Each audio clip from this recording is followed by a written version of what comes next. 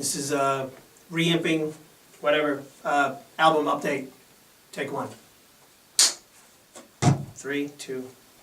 What's going on, guys? Peter Cruz here. Just I'll give you a quick album update. The going on tour of Southeast Asia here soon, very soon, and I've got the material ready for the Atlantis suite, my album, my CD I'm going to start working on.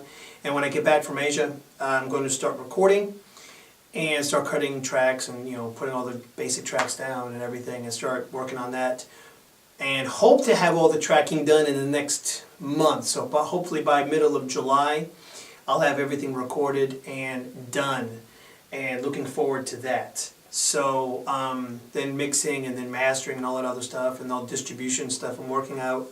Hopefully, let's just say I'm hoping to have something concrete on or around like Labor Day or so in September. So that's kind of my goal for right now. As far as the recording process, I mean, I've got a little bit of tidying up to do to get everything ready into the zone, so to speak, for recording. But you know what, I'm real excited about it, and I think it's going to happen relatively quickly. Been playing with some sound tests and stuff like that on my gear, and I still have that Seymour Duncan custom shop pickup for the bridge that I haven't installed yet, but I plan on doing it probably right after I get back from Asia. And I'm waiting on my neck pickup to come from Seymour Duncan as well. That one is going to be modeled off the YJM Fury neck pickup, the Ingve model that Seymour Duncan has now. But they're going to make it for me in a side-by-side coil instead of the stacked, so I can fit it in the right, the bridge in the neck position of a, right like Super Strat in my green carbon. I'm going to call that one. I'm going to code name that one Viking, in honor of course, Ingve. But and anyway, the I'll get those in and start tracking and everything probably middle of June when I get back. And things will go pretty smoothly. I was debating on how I wanted to do the recording, and I was going to, I got a Randall ISO cab that I was going to run my heads through. I was thinking maybe the Dark Terror or whatever, run that with a SM57 or another mic or whatever, record that for the rhythm tracks and the lead or whatever. But the more, this week I started playing around with the Tubemeister a bit more.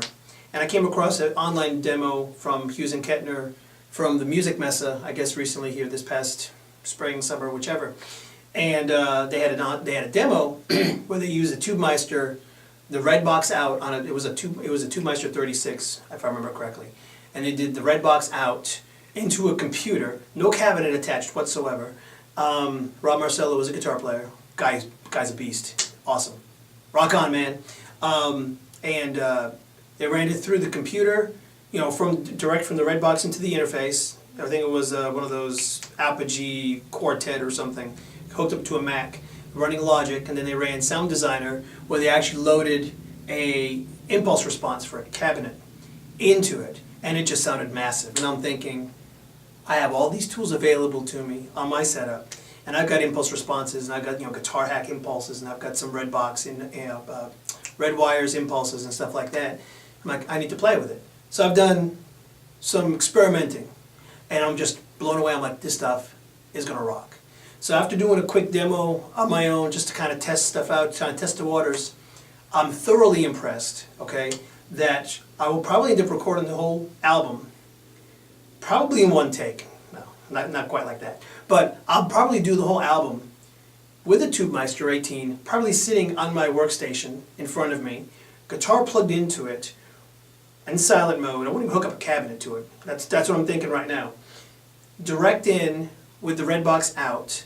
Then I'm going to run in one of my red wires impulse responses. And I've had really good luck with the 1960 cab with the G12M, which is I think the free download one you can actually get from Redwires. There's like a demo one you can download. That one's free. And I tried it with that one and it sounds really good. I was using the PR40 or PR30 microphone, like right on the cone, 0 inches. That was the actual impulse response I was using, and it just sounded unbelievable. So then I went ahead and I bought several more of the different cabinets that they have available. I didn't buy the whole big box package. I just bought, more of the cabinets that I felt I would use. I mean, I don't want to use a Vox 2x12 or anything like that, and I didn't want to buy any Fender cabs or anything. So I figured I'm just going to do Marshall cabs. So I bought a whole bunch of the Marshall cabs, And been playing around with different Marshall cabs. I got some with V30s in them, got some with the 75 watts like Ingve uses, and stuff like that. And I was playing around with it last night. I'm like, man, this stuff is just going to sound amazing, you know. And the the Tubemeister, I was basically running at about like 6 or whatever on the master volume. Gain was around 6, had the boost turned on, and I was running a green screamer in the front, just kind of pushed it a little bit. And it just sounded like absolute meltdown. It just sounded unbelievable. And then with the cabinet impulse loaded, it was tone heaven. It just sounded amazing. So right now that's my plan for the CD. I might be picking up another microphone here soon. Probably when I get back from Asia. I'm going to buy a few things for the studio for mixing and everything else. Probably some more sound treatment stuff for the walls as well. So I'll do that when I get back. I'm probably going to pick up another mic or two, and I'll probably test those in the ISO cab. And what I might end up doing is do the whole red box out from the Tubemeister, and then on another track at the same time, hook up the Tubemeister to the ISO cab, which I have in my tone closet, I call it, and put in with the microphone in there and record an actual mic'd ISO cab at the same time as I do the red box out from the Tubemeister, all run in the same tone essentially. And then I'll run a cabinet impulse on the Tubemeister side from the red box, and then on the other one I won't need an impulse because I'll actually have a mic cabinet. So that's my current plan. And as far as all the other effects, I'm not going to use any modeling per se. At least that's my current plan right now. And I want this in writing, you know. So just this way I won't forget what I was doing, because I tend to forget stuff. Like, huh, what?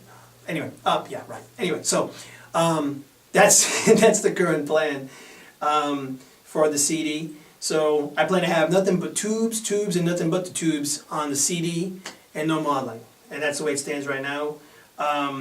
Things might change, but I think with that setup, modeling is really not even an issue, because I can record at 2 o'clock in the morning and not wake up anyone in the whole house, because I'll be using the direct out from the red box, totally silent, won't have any issues at all. So I'll probably use the orange Dark Terror as well.